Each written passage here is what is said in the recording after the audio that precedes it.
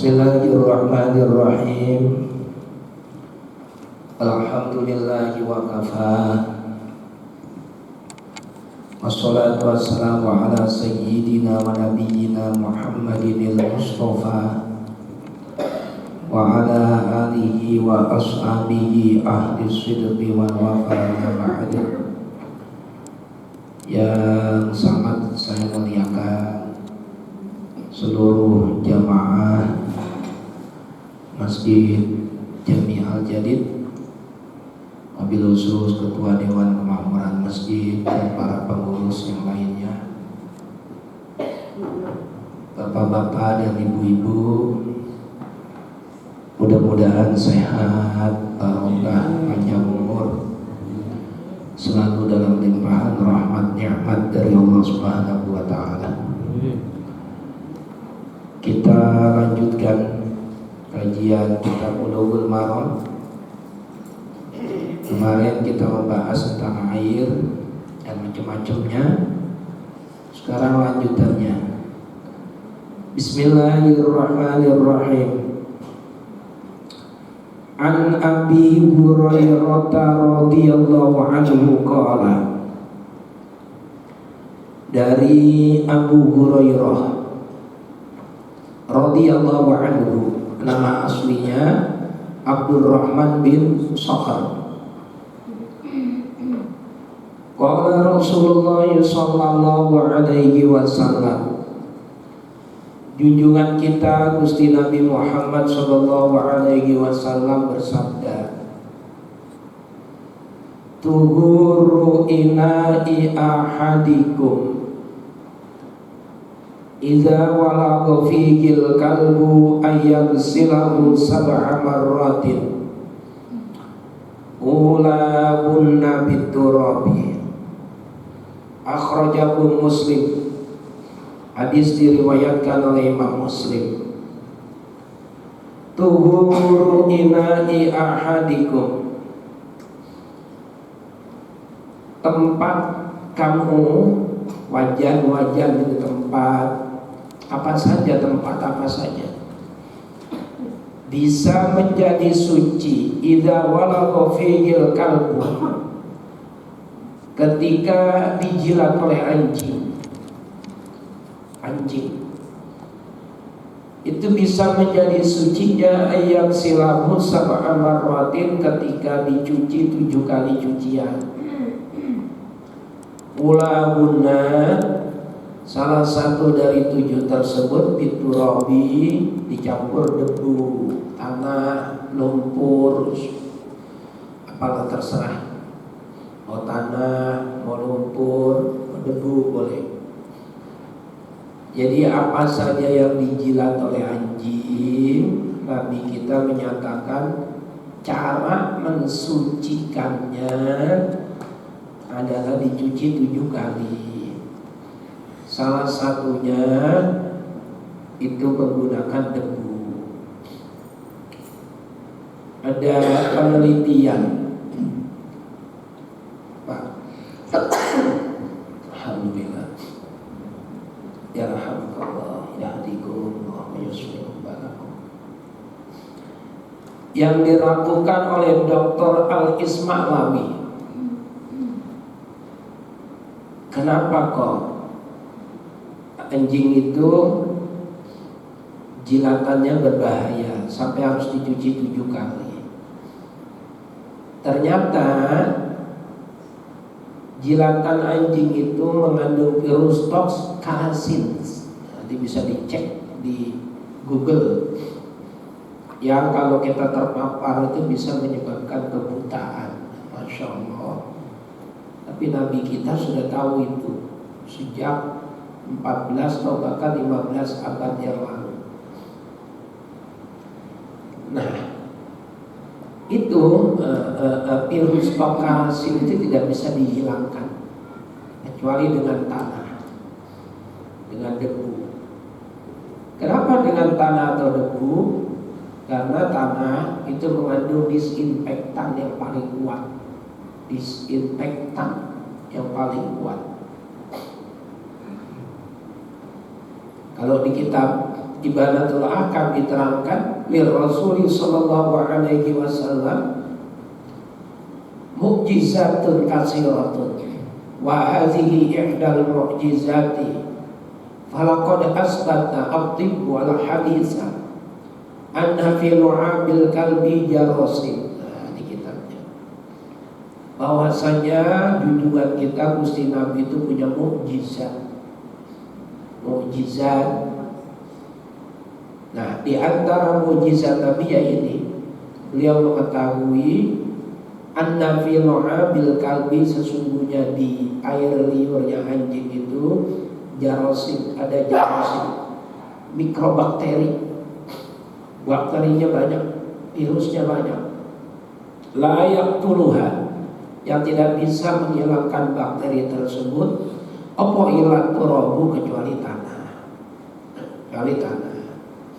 Oleh karena itu Islam mensyariatkan apapun yang dijilat anjing atau terkena kotorannya, cara mensucikannya adalah 7 kali. Salah satu dari 7 itu dicampur dengan debu. Kalau kita mandi di kali yang air kalinya itu sudah bercampur dengan debu atau sudah bercampur dengan lumpur, nggak perlu lagi dicampur debu, nggak perlu. Cukup saja kakinya digoyang-goyangin 7 kali, itu cukup.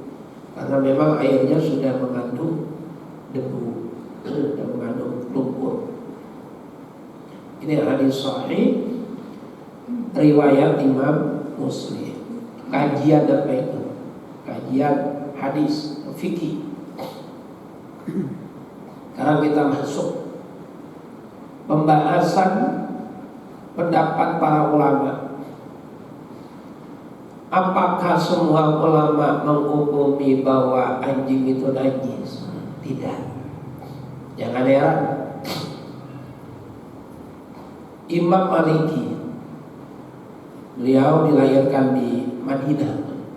Maliki itu menghukumi anjing suci, tidak najis. Imam Malik itu ulama besar di antara 4 imam mazhab, termasuk di antaranya Imam Maliki. Beliau menghukumi anjing itu suci. Nah, terus timbul pertanyaan, kalau memang anjing suci, kenapa jilatannya saja harus dicuci 7 kali? Bahkan salah satunya dicampur debu. Jawaban beliau itu ta'abbud. Ta'abbud itu bentuk kepatuhan terhadap Rasulullah. Ya, Rasulullah mau nyuruhnya seperti itu, Rasulullah memerintahkan semacam itu, ya sudah laksanakan. Tapi bukan menjadi sebab dalil bahwa anjing itu najis. Pendapat Imam Maliki. Bahkan anjing itu termasuk binatang, ya, kelompok anjing, tidak semua anjing. Dan kelompok anjing yang masuk surga, anjing ashabul kahfi masuk surga. Nah, itu istimewa anjingnya. Binatang yang setia, binatang yang nurut.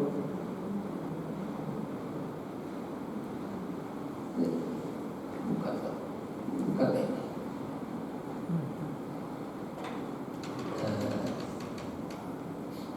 Ini abang saya, abang kandung. Ini yang anak kedua ibu saya anak ketiga. Jadi anjing itu masuk surga, anjingnya ashabul kahfi. Makanya Imam Maliki tidak menghukumi anjing binatang yang najis. Enggak. Ya, kita kalau tinggal di Indonesia dan memang mayoritas di Indonesia itu mengikuti mazhab Syafi'i. Imam Syafi'i, nama aslinya siapa? Muhammad bin Idris bin Utsman bin Abbas bin Syafi'i. Lahir di Gaza yang lagi dibombardir oleh Israel. Tahun 150 Hijriah, wafat di kota Mesir dan kuburannya di Mesir. Tahun 204 Hijriah. Jadi usianya hanya 54. Nah, kita orang Indonesia karena memang mengikuti Imam Syafi'i, maka Makanya kita orang Islam nggak ada yang miara anjing, nggak ada. Kalau Imam Maliki boleh, suci, tidak najis. Nah, terus Bapak setelah ngaji ini, kalau gitu saya ikutin Imam Maliki aja, saya mau miara anjing. Ya jangan, karena di Indonesia sudah sepakat ikutinya Imam Syafi'i. Islam dibawa oleh ulama-ulama terdahulu yang menyebarkan Islam di bumi Nusantara ini, itu semuanya mengikuti mazhab Syafi'i. Nanti kalau Bapak ngikutin mazhab Maliki repot. Cara wudunya harus Imam Syafi'i, harus Imam Maliki, dan lain-lainnya harus Imam Maliki semuanya. Repot. Banyak hal yang menjadi perdebatan. Tapi saya sudah sampaikan berulang-ulang dimanapun itu, perdebatan itu antara ulama itu jadi rahmat buat kita. Ikhtilaful a'immah rahmatul ummah. Perbedaan atau perdebatan pendapat antar ulama itu justru jadi rahmat buat kita. Jadi rahmat, bukan kok saya jadi bingung. Tidak. Banyak hal. Kayak contoh niat puasa Ramadan. Itu menurut Imam Syafi'i kan setiap malam wajib niat. Makanya kita selesai sholat tarawih, nawaitu shoma godin an ada fardhi syahri dan seterusnya. Tiap malam kita niat. Kalau Imam Maliki cukup malam pertama saja. Saya niat puasa Ramadan tahun ini sebulan penuh cukup. Nah, kemudian mazhab Syafi'i mengadopsi itu pendapatnya Imam Maliki. Di malam pertama bulan Ramadan, bulan Ramadan, kita dianjurkan niat puasa Ramadan sebulan penuh. Jaga-jaga, khawatir ntar di malam berikutnya ada yang lupa belum niat, itu sudah tertutup dengan niat pertama di bulan Ramadan. Bukan berarti ntar malam kedua, ketiga kita tidak niat lagi. Ya kalau kita ingat wajib niat terus, karena kita mengikuti Imam Syafi'i. Jadi pendapatnya bisa kita pakai di malam pertama. Jaga-jaga kalau lupa. Ini kan jadi rahmat buat kita. Jadi rahmat. Ini sekian contoh saya buat bapak-bapak ibu-ibu jelas. Sekian contoh. Kita lagi sholat. Kalau imam salah, makmum ingatinnya bagaimana? Subhanallah, ya kan? Kalau imam laki-laki, ya jelas laki-laki, makmum laki-laki, imam salah, subhanallah, subhanallah, subhanallah, subhanallah. Kalau makmumnya perempuan, tasbih, imam salah. Jangan begini, ini tepuk tangan yang tidak dibenarkan agama. Tapi begini. Jadi kalau perempuan makmum melihat imamnya salah, kalau laki-laki subhanallah. Itu kalau imamnya salah. Sekarang bagaimana cara kita mengingatkan imam kalau imam itu didekati binatang buas atau binatang berbisa? Kita makmum, imamnya didekati ular kobra, king cobra, didekati. Cara ngingetinnya bagaimana? Kalau bapak teriak subhanallah, subhanallah, imamnya bingung. Salah saya apa? Salah saya apa? Salah saya apa? Salah saya apa? Nah, pakem Imam Syafi'i, pakemnya mengingatkan imam itu cuma satu, ya subhanallah. Selain itu tidak boleh. Ya coba bagaimana cara kita ngingetin imam yang didekati ular atau binatang berbisa? Kalau tidak diingetin dosa apa? Ya imam itu digigit, mati terkena racunnya, dosa. Nah, terus cara ngingetinnya bagaimana? Menurut Imam Maliki boleh diingatkan dengan bahasa masing-masing. Kenapa? Darurat. Dalam kaidah fikih, al-hajatu nazzilu manzilat ad-darurah wad-darurah tubi'ul mahzurat. Artinya kayak imam ada ular. Ya imamnya jangan pakai nengok mana dia aja gede. Ya terus ya minggir. Minggir atau ya sudah batalkan sholatnya, nanti diulang lagi. Gitu. Tapi pakem Imam Maliki memperbolehkan dengan bahasa masing-masing. Nah, itu kan perbedaan pendapat yang suatu saat kita butuhkan. Yang paling nyata adalah menghadap kiblat. Menghadap kiblat. Kiblat kita apa? Ka'bah kan? Menurut Imam Syafi'i, menghadap kiblat itu harus ainul kiblati. Harus ainul kiblat. Artinya ainul kiblat kalau digaris lurus, dada bapak, dada ibu wajib nempel dengan Ka'bah. Wajib. Kiblat kita tuh Ka'bah, wajib nempel. Masalahnya jarak antara Ka'bah dengan Indonesia itu berapa ribu kilometer. Teralang pulau, teralang gunung, teralang lautan.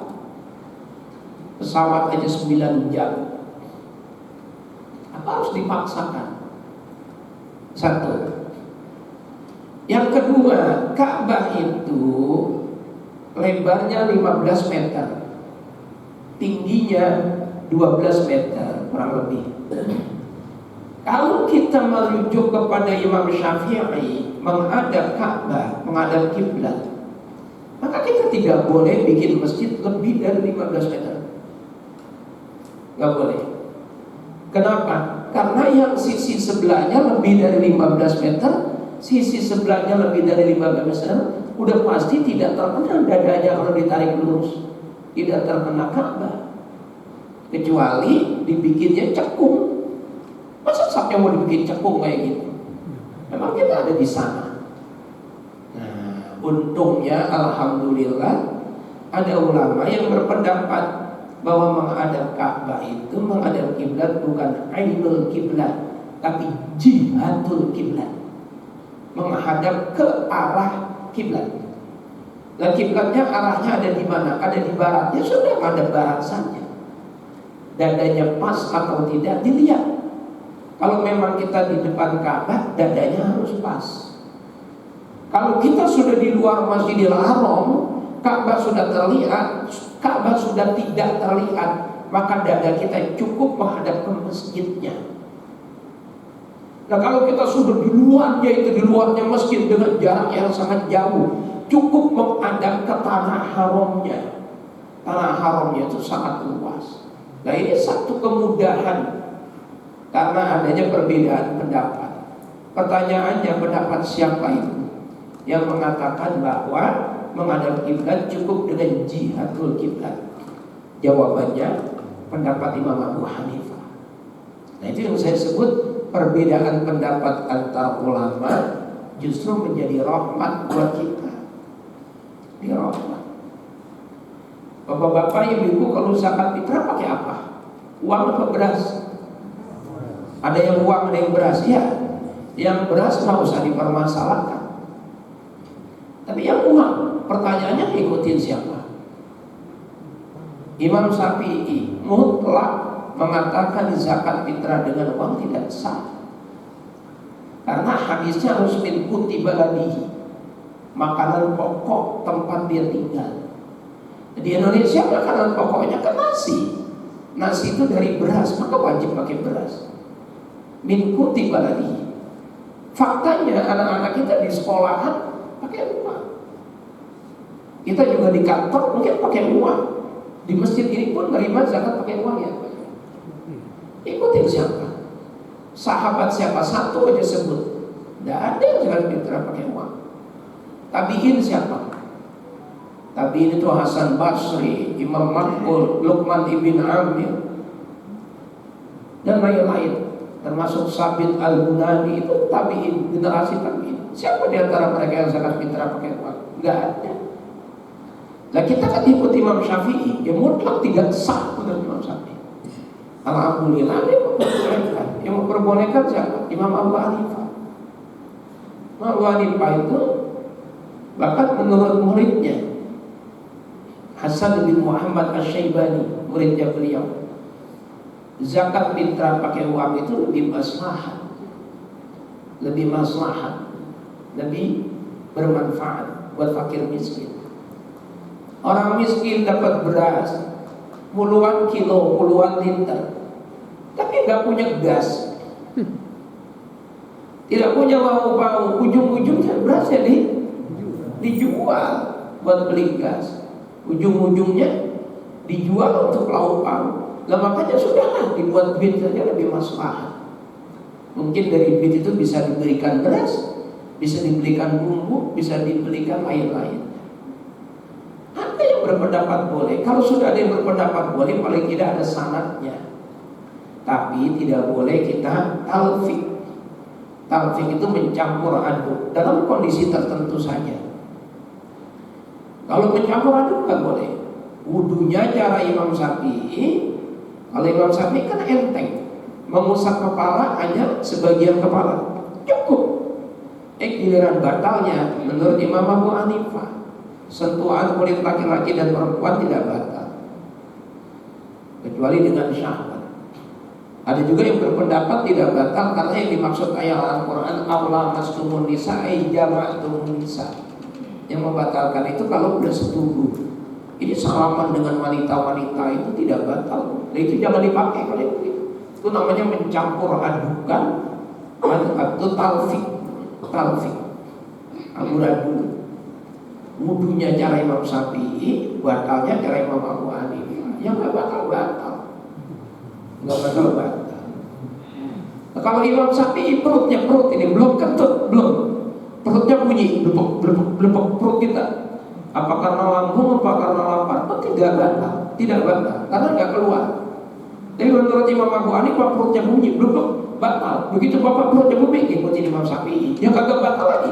Begitu salaman, ikutin Imam Abu, ya kagak batal lagi. Ya wudunya nggak batal. Itu namanya talfik. Dalam kondisi tertentu saja. Kayak lihat Ramadan kan nggak setiap hari, setahun sekali. Kita boleh ikutin Imam Maliki pada malam yang pertamanya. Lebih berat kita boleh ngikutin Imam Abu Hanifah karena terlalu sulit kalau ngikutin Imam Syafi'i yang mensyaratkan ditarik benang lurus antara Ka'bah dengan dada kita harus pas. Nah, nggak bisa. Kalau kita kayak gitu nggak bisa, sholat kita bisa tidak sah semua. Istiqlal itu berapa meter, luas sekali. Maka pasti ada yang tidak menghadap kiblat, tidak pas dengan Ka'bah. Pasti. Nah dalam kondisi seperti itu boleh kita mengikuti pendapat yang lainnya. Tapi kalau yang keseharian nggak boleh. Kayak masalah anjing, saya ikutin Imam Maliki aja, boleh biara anjing gitu. Jangan. Karena kita bisa menghindar untuk tidak melihara anjing. Titik. Kita ulang. Menurut Dr. Al-Ismaklawi, anjing itu dapat menularkan virus toxoplasmosis yang bisa menyebabkan kebutaan. Nah, penawarnya adalah disinfektan yang paling kuat itu ya tanah. Luar biasa. Ada filsafat anjing juga ada. Nanti bisa ditemukan di kitab Al-Mawa'idul Usfuriyah. Imam Abu Hanifah, beliau itu sama dengan Imam Syafi'i, berpendapat bahwa anjing itu najis mubalaghah. Dan kalau tersentuh anjing dicuci 7 kali, sama. Suatu ketika beliau sedang jalan ketemu anjing. Lalu mohon maaf baju kamisnya diangkat sampai kaki beliau kelihatan. Nah, dengan izin Allah, Imam Abu Hanifah itu memahami bahasa anjing. Jadi dipandang dengan pandangan tajam. Terus anjing itu berkata, sedemikian hinanyakah saya di depan matamu wahai sang imam? Bukankah saya ini ciptaan Allah juga? Saya ini ciptaan Allah dan saya tidak pernah minta dijadikan anjing. Takdir Allah yang menjadikan saya seekor anjing. Apa karena saya najis mubalaghah? Lantas kamu harus mengangkat gamismu setinggi itu karena takut terkena saya. Ingatlah kamu itu imam, dimuliakan orang banyak. Kalau gamismu terkena saya yang kamu hukumi najis mubalaghah, kan bisa kamu cuci 7 kali. Salah satunya campur debu, maka sucilah bajumu. Tapi bagaimana caramu mensucikan hatimu? yang telah memandang hina ciptaan Allah. Saya ini ciptaan Allah, walaupun saya seekor anjing, saya ini ciptaan Allah. Terus kamu hinakan saya, kamu pandang rendah. Bagaimana cara kamu mensucikan hatimu? Imam Abu Hanifah menangis, kemudian bertaubat.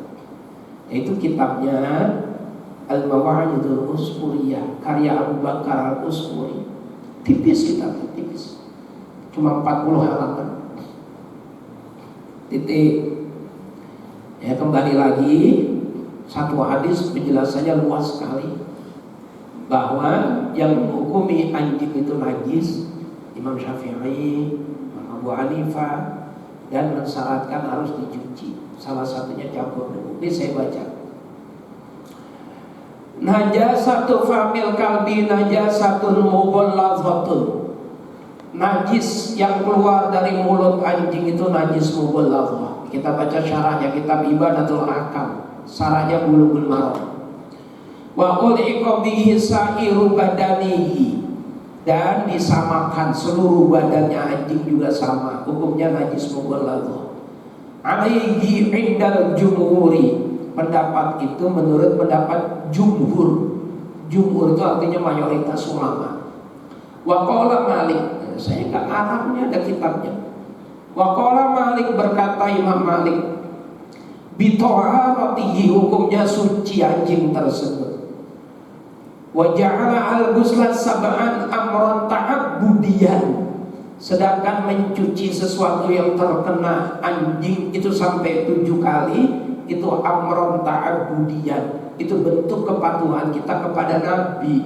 Wong Nabi nyuruhnya kayak gitu, ya sudah laksanakan kayak gitu. Tapi bukan merupakan dalil bahwa anjing itu najis.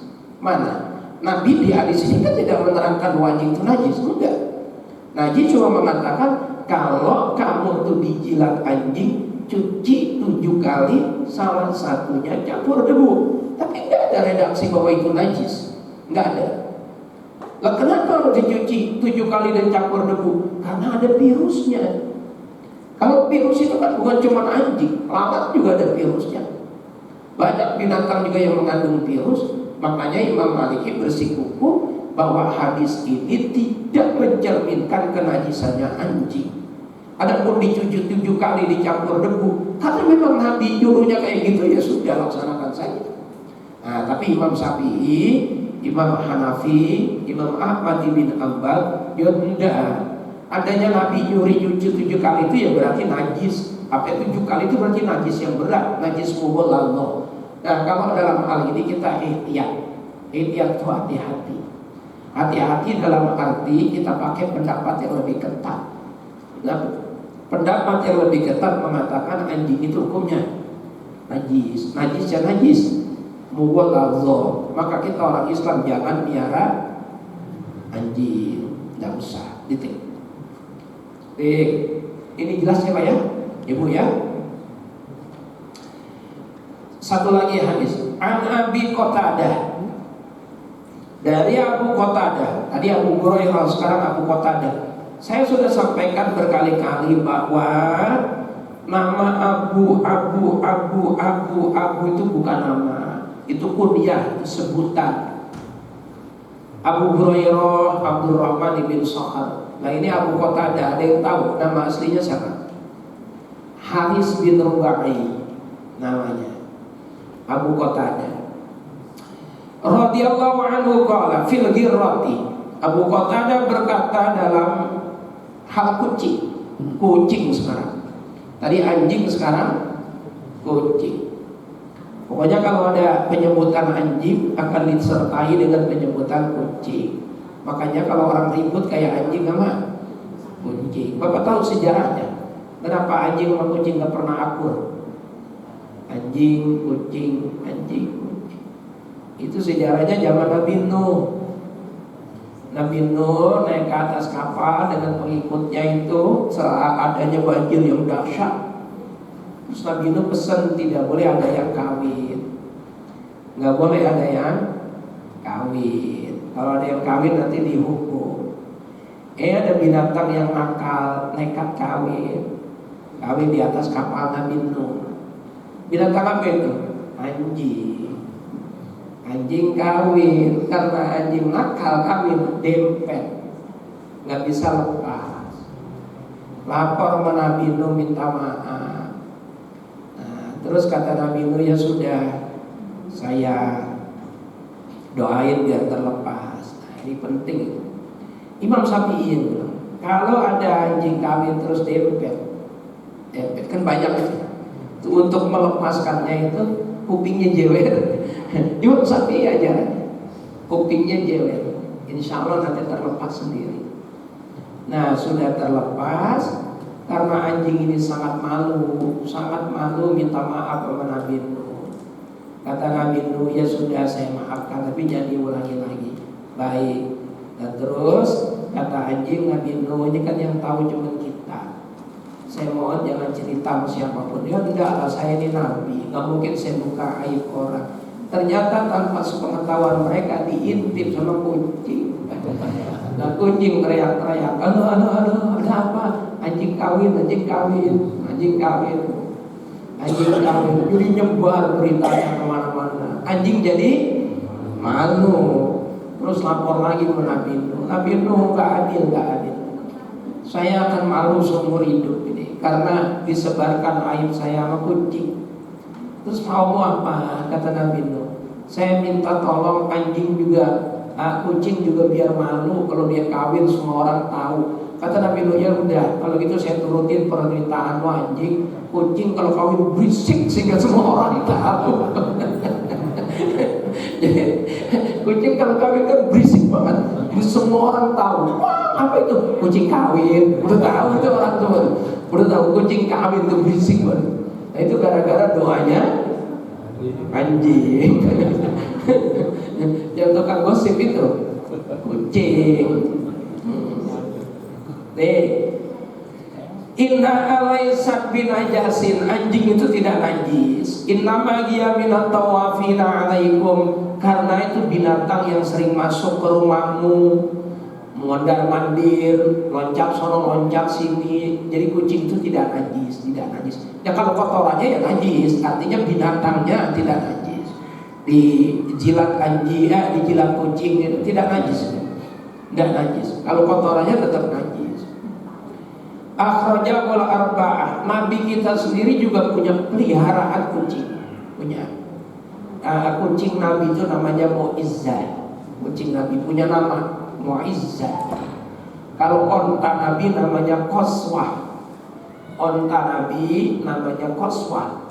Kalau kucing Nabi namanya Mu'izzah. Dan Nabi setiap hari bercakap-cakap dengan kucing, dengan onta beliau. Bercakap-cakap. Yang bisa bicara dengan binatang bukan cuma Nabi Sulaiman, Nabi kita bisa.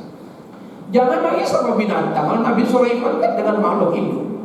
Nabi kita dengan benda mati bisa bercakap-cakap. Ada hadis sahih riwayat Imam Bukhari, nanti bisa dibuka di kitab Sahih Bukhari. Itu ada sebatang korma itu, sebatang pohon korma. Itu biasa dipakai sama Nabi untuk naik ke batang korma itu menyampaikan ceramah atau khutbah. Suatu ketika ada sahabat membuatkan mimbar lebih cakep.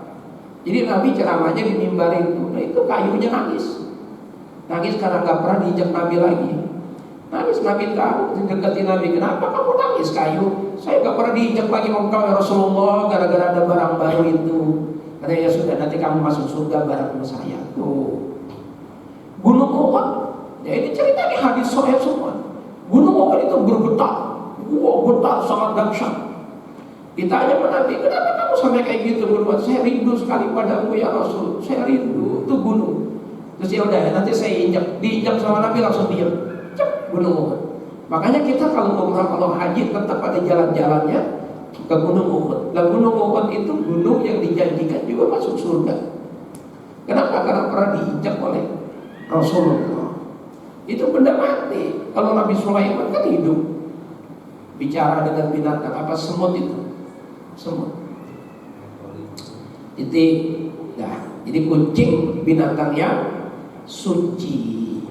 Dijilat kucing, apa suci. banyak yang piara kucing, tapi tetap kencing sama kotorannya tetap najis, muntahnya tetap najis. Manusia saja yang suci, tubuh manusia suci ya kotorannya najis, muntahnya najis. Oke, sampun, mudah-mudahan barokah dan manfaat. Sampai sini dulu, barangkali ada yang mau didiskusikan, monggo 2 orang nih Pak, Bapak Ibu silakan. Silakan Bapak dan Ibu. Silakan Pak Haji. Ya, Assalamualaikum warahmatullahi wabarakatuh. Salam warahmatullahi wabarakatuh. Pak Ustaz, kalau tadi imam salah, kemudian kan makmum mengingatkan dengan subhanallah. Betul. Kalau misalnya imamnya sudah diingatkan tetapi nggak paham kesalahannya, ya misalnya imam lupa baca Al-Fatihah, kemudian langsung baca surat, kemudian makmumnya ngingetin subhanallah, dikiranya yang salah adalah suratnya, padahal dia lupa baca Fatihah. Jadi nggak paham-paham. Nah, kalau nggak paham itu apakah boleh diomongin kamu belum baca Fatihah gimana? Nggak, niatnya mufaroqah, yang memisahkan diri saja dari imam. Karena itu kan bukan darurat, imam nyata-nyata salah. Nah kalau salah itu pakemnya satu, subhanallah. Nah kalau tadi kan contohnya imam mau digigit ular, dia memang tidak